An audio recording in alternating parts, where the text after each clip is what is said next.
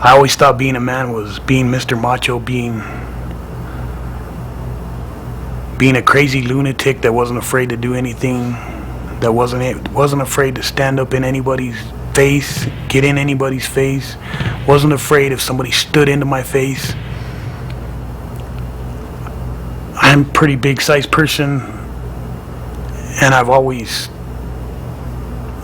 carried myself as Mr. Macho. I used to watch my stepdad hit my mom. He used to chase her with knives. I never sat down with him and asked him or got to talk to him about what being a man really was, instead of what I learned by watching him. When I grew up, I used to always hear, it's wrong to hit women.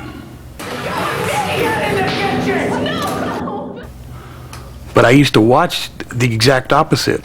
So when I grew up and I got married, that was the natural thing to me. I remember I used to have nightmares all the time. I remember when I was a kid, I couldn't sleep with the lights off. You can scare a child, and you can scare them so bad that they'll go into their own world.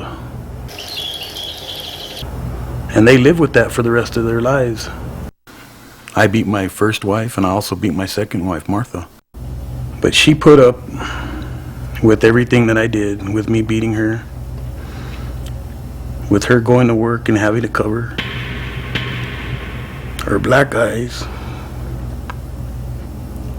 her fat lips, bruises and marks all over her body.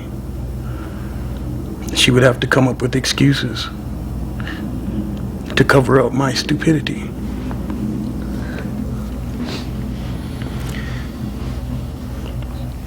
She put up with me. My first wife didn't. I spent time in jail, but not much. I knew how to con people.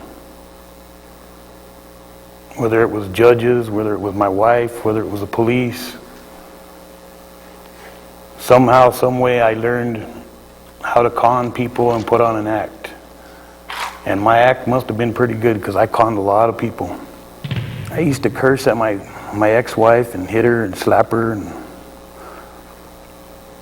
do whatever it would take to get my way.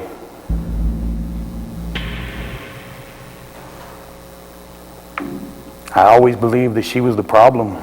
I never thought that the problem was me. So I figured, get a divorce and get somebody without problems. So that's what I did. I went and found somebody else. She had problems too. And one night I came home drunk, and I started a fight with my wife. And I grabbed the .44 Magnum as my wife ran out my back door of our house and pointed it at her. And a miracle happened that night, because I didn't pull the trigger. But my 6-year-old daughter dialed 911. What my daughter saw still hurts her. I know that because I grew up watching the same thing, and I lived in that fear. I remember vividly, always,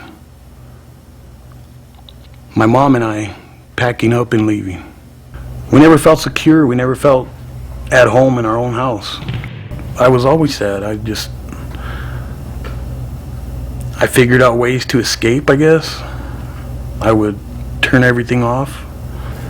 You don't feel anymore. You don't have any feelings.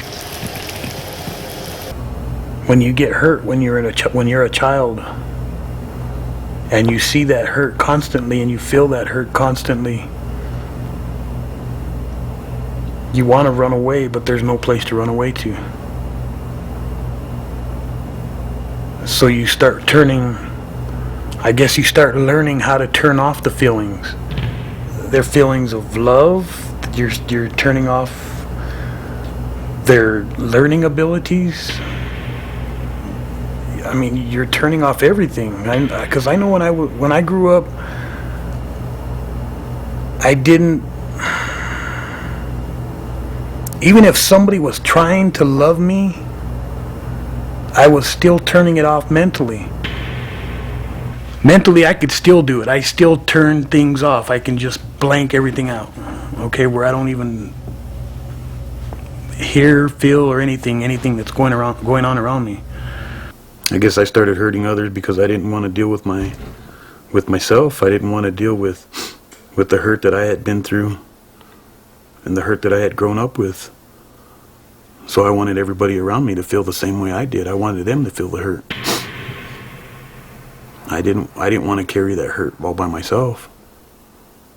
I used to be a very angry person. I couldn't stand anybody to look at me wrong. I used to be a very jealous person, and then I used to mix that with alcohol. And when you mix anger and jealousy with alcohol, it's like a bomb. It's like a time bomb. It's just waiting to explode. Sooner or later, the feelings of anger have to come out. And when they come out in the wrong direction, because I feel now that anger can be good if you apply it to the right thing. It's like now, you know, I work on cars all day long, so if I'm angry, I can beat up a car. That's what I do. I beat cars up, you know.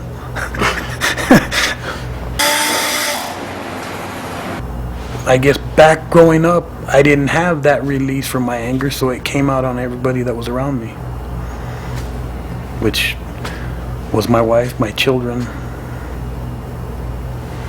everybody around me. It was hard to adjust, even though that's what I wanted all along, was a happy family, a husband who treated me right. I learned too that women who go through a lot of abuse tend to be in that comfort zone where they need the drama. So I would create the drama. Even when he was healing, I would create the drama, start a fight so I could have the chaos and be comfortable with it. I have an 18-year-old son that I really have to work with because I taught him that it was okay to hit women. You know, not only did I teach my son that it's all right to hit women, but I've also taught my daughters that it's okay to be hit. And the last thing I want is for my daughter to knock on my door with her gonna look like my wife used to look, coming home with, you know, bloody noses and black eyes and bruises on her arms. And it's really hard to sit down and tell your child, you know, son, what I used to do is wrong. And this is the way that we have to do it now. We have to change our lives around. And when you're talking to a teenager that grew up watching you physically abused, mentally abused, verbally abused, any kind of abuse that you could think of, that kid watched it and learned it. And now he's 18, and I'm trying to teach him a different way and trying to stop that violent cycle. I finally snapped after a judge in Los Lunas threw me in jail, threw me in prison. You have to forgive everybody in your life. You have to forgive your parents. You have to forgive your dad, the biggest part. I guess you can see my mom hated my stepdad after what he put me and her through. But I forgive him. You have to know that you have a Father in heaven that forgives you. And if he can forgive you, then what makes you think you can't forgive yourself? What gives you the right not to forgive yourself if he can forgive you?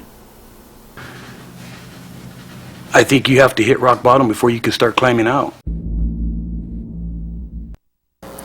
We're not up here to preach to you. We're up here to love you. They loved us through it, and everybody deserves a second chance. We've had chances. I believe with all my heart that any man that hits a woman should go to jail. But I also believe that that same man can turn his life around and change his life. I've always had dreams.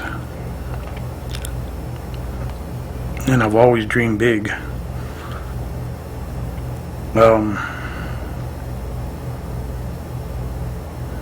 Believe it or not, this is my dream. My house, my wife, my family has always been my dream.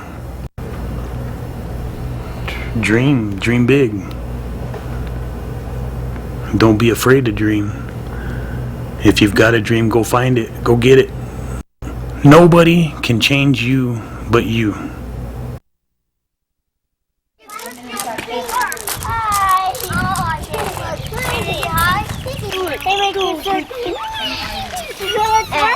My turn. It's my turn.